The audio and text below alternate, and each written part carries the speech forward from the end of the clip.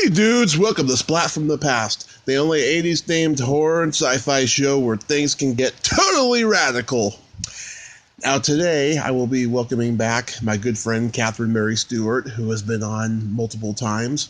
I'm having her back on the podcast today to talk. I found out she's a big fan of the Monkees, and I'm a big fan of the Monkees, and she actually got to meet Mickey Dolenz a few weeks ago at a convention. And I want to talk to her about that, talk about our mutual love for the Monkees. And this is a milestone year for a lot of movies she did back in the 80s. The 35th anniversaries of The Last Starfighter, Night of the Comet, and the 30th anniversary of Weekend at Bernie's. And I want to ask her about what the fanfare response of that has been. And she has a new movie she did. I don't know if she can talk about it. I want to find out if she can, though. So, here is my new interview with Catherine Mary Stewart. So, Kathy, how are you? I'm good. How are you doing? I'm doing pretty good. It's been a very challenging summer, but fall is really starting to pick up. Oh, lots of things. I was supposed to move to Los Angeles for a while back in July, and back in May, found out that the person that I was supposed to stay with got in trouble with the law. Uh-oh. Yeah. That's not good. That is not good, no. So I've been trying to figure out what I'm going to do next. I wrote to like 40 people, but they all can't help me, unfortunately. Oh, no. So why were you going to move to L.A.? Back in April, I was there for a week, and I had dinner with a guest of mine who's a writer, producer, director, and he offered me a part in this movie. And as it turns out, it hasn't been financed yet, but that was one of the reasons behind it. But also, too, I just wanted to go out there and just, test the waters and stuff with stand-up comedy and stuff like that. Mm. It could still happen, but, this is just not the right time, I guess. Yeah. All you can do is all you can do. Just try to take advantage of the opportunities that come along, and if it's the wrong time, then I guess it's the wrong time, but keep positive. At least I'll be there the following weekend after this one for Son of Monster Palooza, so I'm excited about that. Oh, well, that'll be fun. Yeah. Where do you normally stay? I mean, when you're out there? I just go to, whatever hotel it's at, gotcha. for the convention. Yeah. Mm-hmm. How was your Labor Day? Good. Just quiet, low-key. Hung out.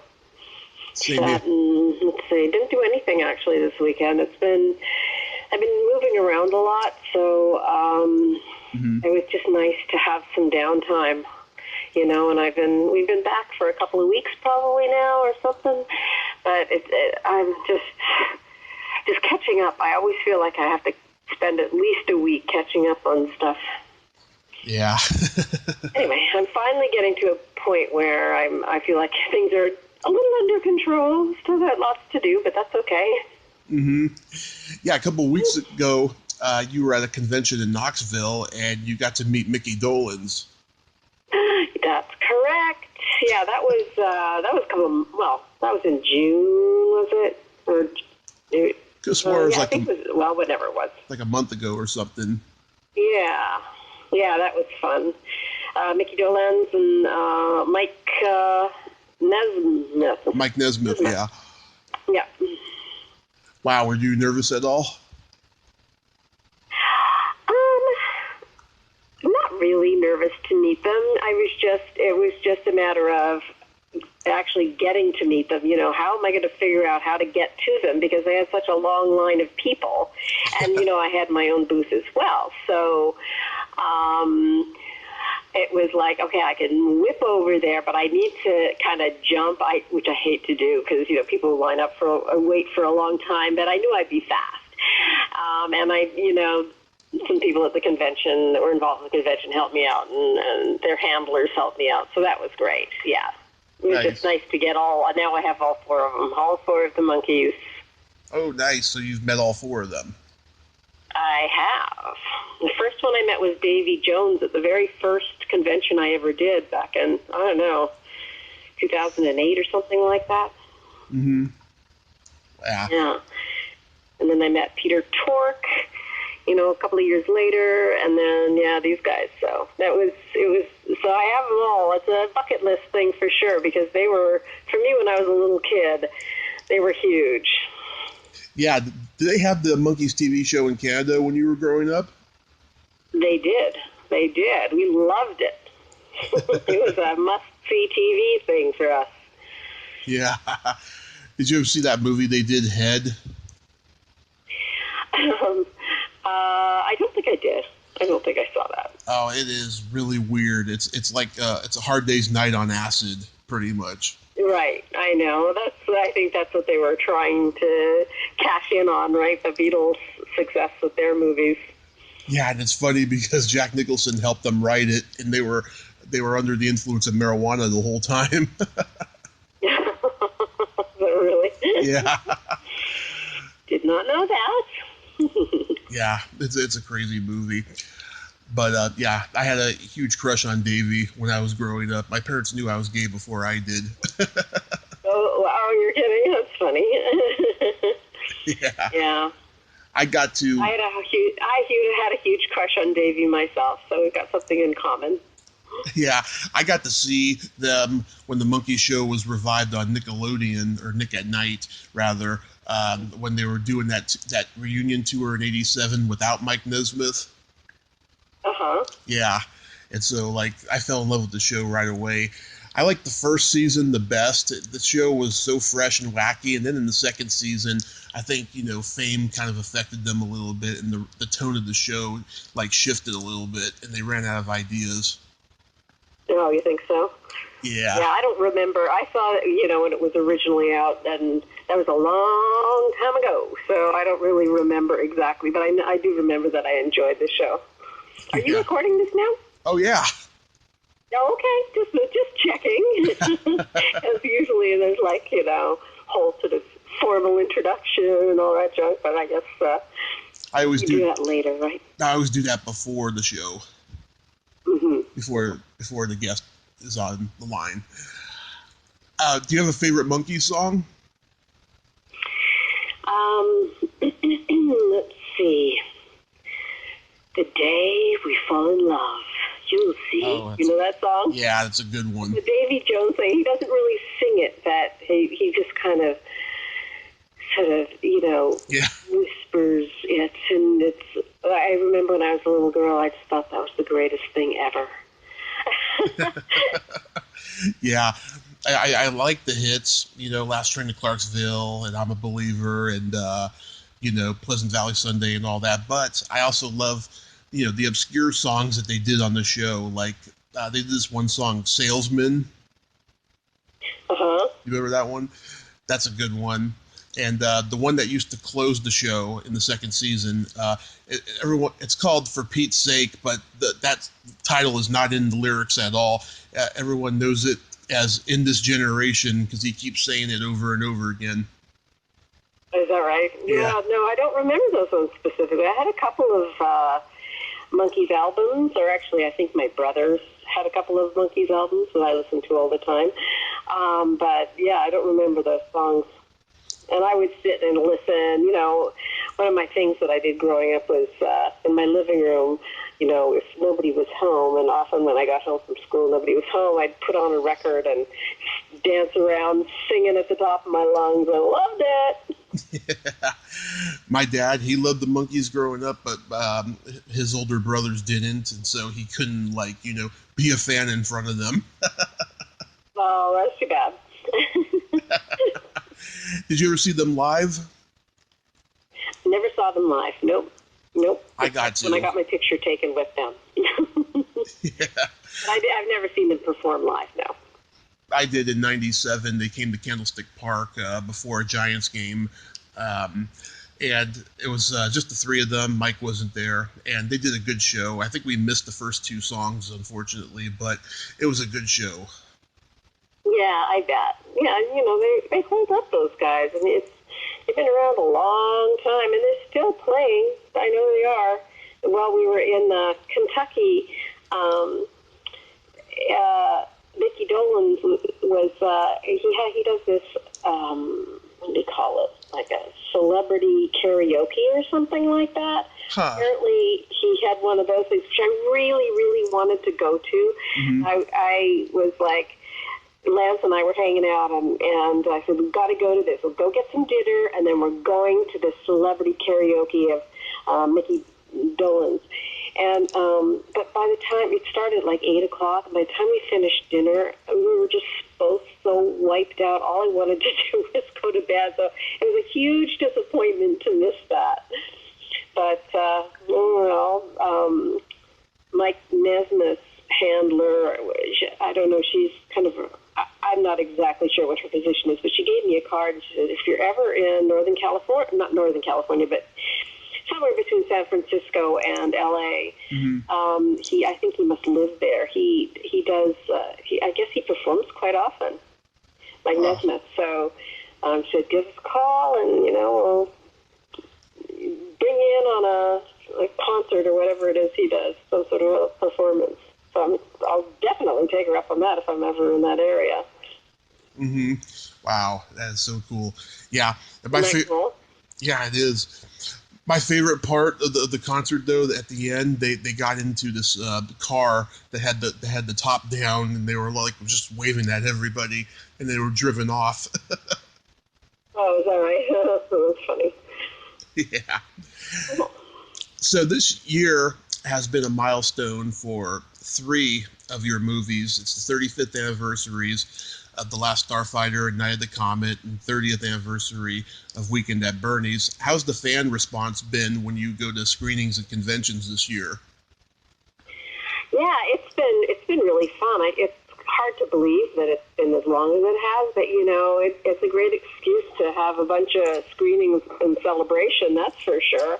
I'm off to Phoenix in Arizona in November for a screening of Night of the Comet and The Last Starfighter.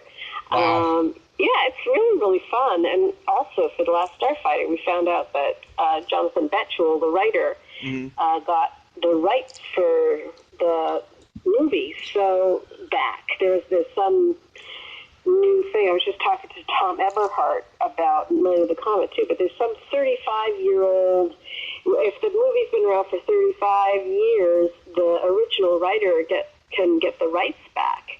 Mm-hmm. And so Jonathan Betchell has, and that's very exciting. They've been talking about doing a sequel for Last Starfighter. So we'll see. That was exciting news on the 35th anniversary. Wow, 35 years before the writer could get the rights back. What if he dies in those years? Well, then he's out of luck, I guess. But yeah, it's kind of something people automatically sign. They sort of sign the rights away somehow. And at any rate, they've got them back, and they're excited about moving forward with some sort of a sequel, hopefully. So we'll see what happens with that. Nice. I wonder if Universal would be involved. Well, as a matter of fact, I think that they were saying that, ironically, Universal, who had to give up the rights, is very interested. So we'll see what happens. I mean, I know very little about it, but I just know it was announced. I mean, Nick Castle in Kentucky wasn't keeping it a secret. So, it's exciting. Yeah, it is. Yeah, I'm just curious to see, where the storyline is going to go next. I know, exactly. That's the curious thing. I mean, there's a lot of different directions it can go, that's for sure. Mm-hmm. So it'll be fun to see what they come up with. Mm-hmm. You just did one for The Last Starfighter a couple weeks ago. How did that go? That's great. This is as it turns out, is my 4th year going to the Pocono Cinema. I think it's called the Pocono Cinema and Cultural Center in Stroudsburg, Pennsylvania. Mm-hmm. Stroudsburg, which is just over the New Jersey border, just on the other side of New Jersey. And it's a great little classic theater that's been around forever, sort of on this strip in Strasbourg that is like the older section. It's this great, charming little strip of old shops and things like that, and old buildings. And then there's this old movie theater that they've, fixed up over time. It's a great little space, and it's really fun. Chuck Curry is the guy who runs the thing, and he's invited me 4 years in a row, which is really fun. I mean, I think the first year we did, how'd it go? I think the first year was Night at the Comet. Then we did Last Starfighter. He was trying to get the rights to screen Mischief or Weekend at Bernie's, but he couldn't get those. So then it was Night of the Comet again, and then this year Last Starfighter. But bring some people out. It's really fun, and there's a meet and greet before, and then there's a Q&A afterwards, and it's fun. Mm-hmm. I know you do a lot of reunions with Kelly Maroney for Night of the Comet, but have you done any Weekend at Bernie's reunions this year? Not this year, no. Mm-mm. Wow. You would think. I know, it's weird. I know. I was on Facebook, and I found that woman in the movie who tells Larry to fuck off. Yeah? Yeah, turns out she's a retired teacher in New York. I reached out to her to see if she'd like to come on the podcast, but I haven't heard back yet. And hopefully, though. Really? Yeah. Catherine? Isn't that her name? Catherine?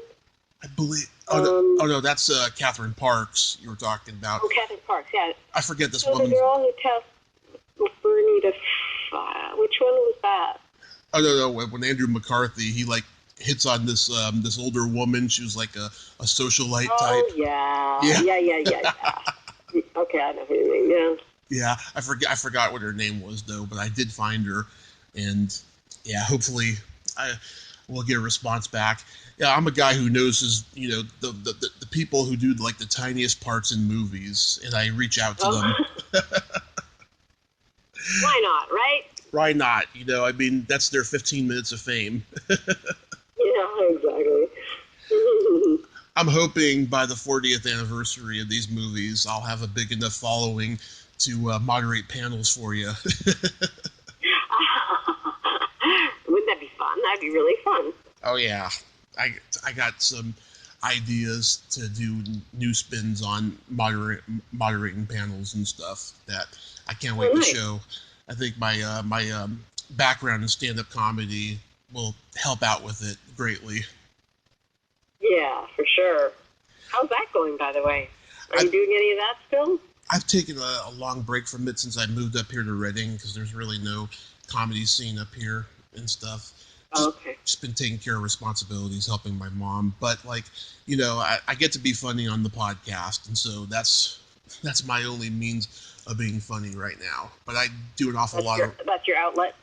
Yeah, I do an awful lot of writing, though, and that's been good. Well, cool. I was reading on IMDb, you just did a movie with Eric Roberts called When We Dance, the Music Dies. Right. I did that actually a couple of years ago. I don't know whatever happened with that, and I didn't work directly with him. Yeah, that was a weird little movie, just a little low-budget thing that was shot locally. It was sort of an interesting concept, but and I haven't even seen the whole thing, so I'm not even sure what it's actually all about, frankly. Yeah. It wasn't a huge role, but yeah, it was good. It was fun.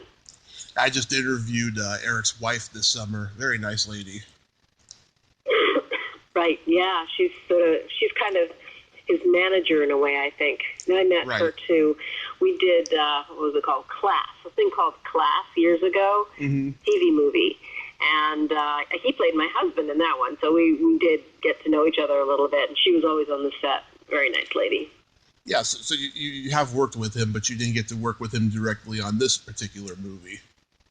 Right, exactly. Did you get to work with William Ragsdale in the movie? Yes, and we played husband and wife. Wow, nice.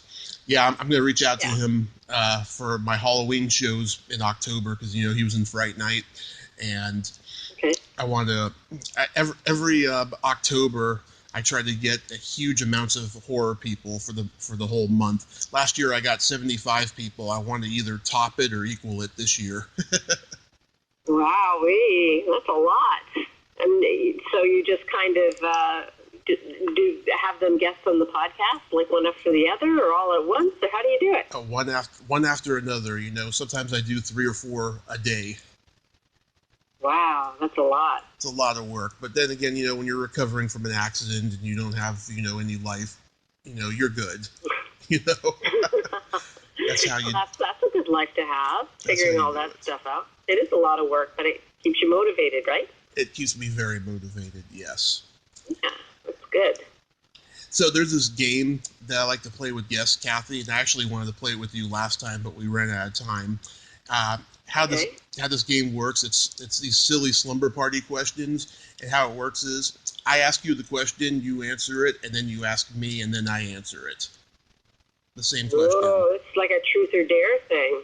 Not really a truth or dare. I guess you could call it that, but I'm not. It's not going to be dare. Oh, good. Okay. So, okay, go for it. Kathy, are you ticklish? Yes. And then you ask So I have to ask you a question? Ask me the same question, yes. Oh, Tommy, are you ticklish? I am very ticklish, yes. What is... Well, there you go. Yeah. What is your favorite part of the body? Oh, favorite part of the body. On a man or a woman? Either. Oh, either. Triceps. Triceps. That is a very interesting response. I've never gotten that before. There you go. I'm a unique woman. How about you? Yes, you are. I have always loved the belly button. The belly button. All right. Cool. Yeah, on either gender. It doesn't matter. Well, yeah, they're kind of genderless belly buttons. Yeah. Well, some are hairy and some are not. Some collect lint, some don't. I guess that's true. What color are your toenails painted?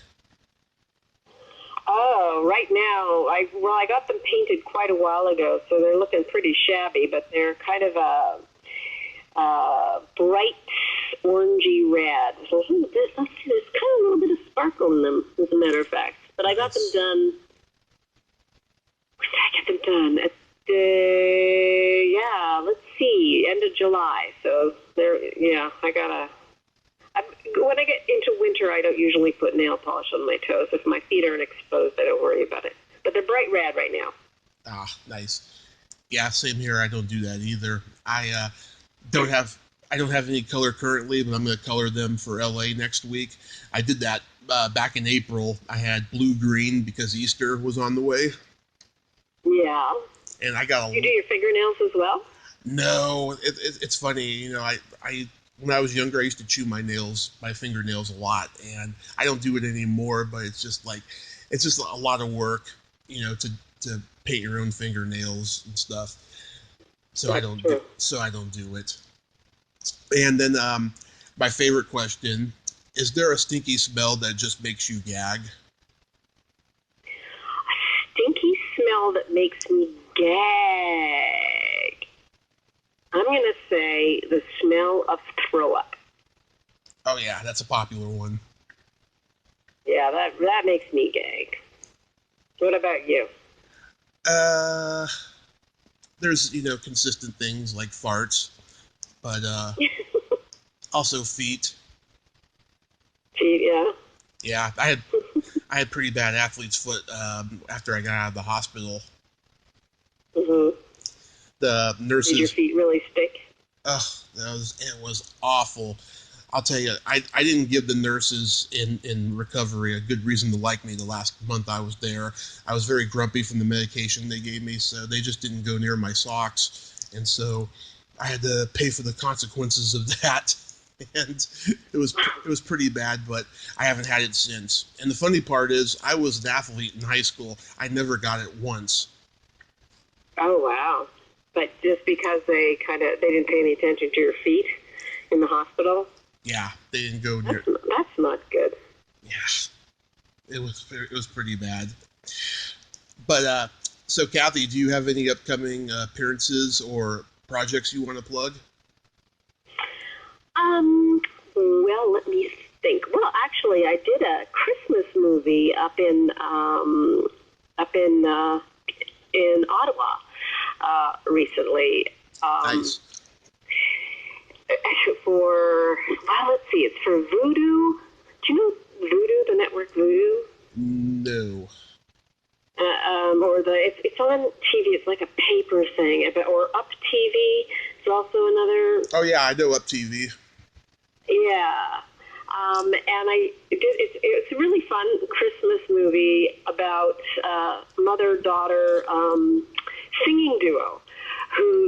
So the precursor to the story is that they've had a falling out, and that's like 15 years ago, and they've never kind of been able to reconcile their differences. And then they're very popular Christmas album singing duo, and our long-term manager kind of tricks us into performing together.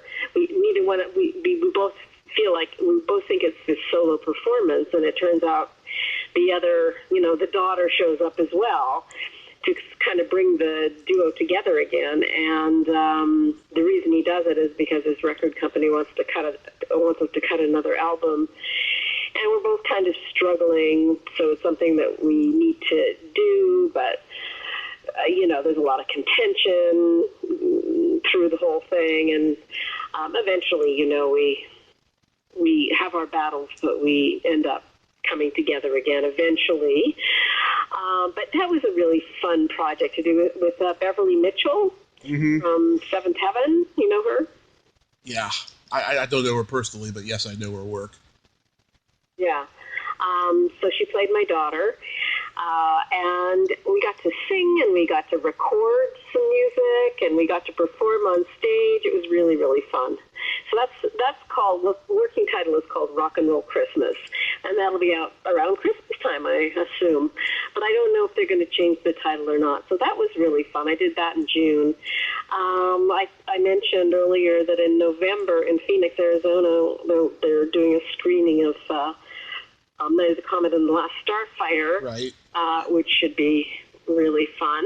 That's all. It's all posted will be posted on my Facebook page. Other than that, I'm working on a couple of projects of my own. I'm working on developing this theater piece and also a script for a potential television movie. So that's beautiful. Fun. Yeah. So that's keeping me motivated and really, really busy, which I'm loving. So it's all keeping busy, and running around and going to Canada a lot to see my dad, who's getting very old and, it's not doing great. So that takes up a lot of sort of time, I guess, and energy as well. It's kind of emotional. So that keeps me occupied. Yeah, I'm looking forward to seeing that Christmas movie. The way you described it, just harkens back to when you did Scenes from the Gold Mine. Yeah, exactly. It was really, I just love singing. So to have the opportunity to do that was I jumped at it. So it'll be fun to see, Mm-hmm. And they seem to be really, really happy with it, too. They're in post-production, and I think they're still editing and all that stuff, but they seem to be really pleased with the way it turned out. So I'm happy for that. You said it was shot in June. Did they have fake snow on the ground, or did they have real snow? Well, we shot it in Ottawa, in Canada, so it was, it wasn't like hot. And I think it was supposed to take place in Nashville, so, the weather was probably similar to what the weather would have been like in Nashville around Christmas time. No, there was no snow. Did they put fake snow sometimes? I'm not even sure that they even tried to do fake snow. We wore probably coats that were warmer than we needed to wear. Mm-hmm. But, yeah, it wasn't supposed to be, like, freezing cold. Yeah, that's good. That's good. Yeah, no kidding. So here's the joke of the day. Okay. Everybody knows the old nursery rhyme. There was an old lady who lived in a shoe. She had so many kids she didn't know what to do. What did her right leg say to her left leg? Close up shop? That's a good one, but no. Nothing. What? They never met. Ah! It had to be something like that. Yeah, but close up shop, that was pretty good too, Kathy. I like that. Well, thank you so much for coming back on, as always. Yeah, thank you. Yes. Good to talk to you again. Take care of yourself, and maybe our paths will cross in Los Angeles at some point.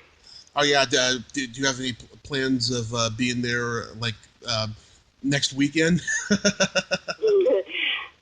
No. No, I don't have any specific plans for LA. Probably not for the rest of the year, I'm thinking. Because I'll be back up in Canada and just, kind of staying around here for a little bit. Okay. Yeah, I owe a lot of people a visit up in LA. Like Chris Nash, he and I were supposed to get together last time I was up there and stuff, and it didn't happen. I'll see if he's available this time, though. But yeah, good. Yeah. He and Doug McKeon and I got together for dinner one night in LA, which was really fun. It was a nice little reunion. Oh, yeah, I think I saw the picture. Yeah. Right. Yeah, that was fun. So, yeah, if you see him, say hello. I sure will. And okay. You have yourself a great rest of your day, Kathy. Thank you so much, Tommy. You too. Okay. Bye-bye. Okay, take care. Bye-bye. Well, there you have it. Catherine Mary Stewart. Ain't she a sweetheart? Yes, she is. One of my favorite people in the entire world. There is no one like Catherine Mary Stewart, and she is unique. If you like this video, everyone, please subscribe to my YouTube channel, add me as a friend on Facebook, join my Tommy Kovac comedian page on Facebook, follow me on Twitter and Instagram, and all that fun stuff. Well, that's all time we have this week on Splat from the Past. Until next time, this is Tommy Throwback Kovac saying, there's no shame in living in the past, because the present sucks. Later, dudes.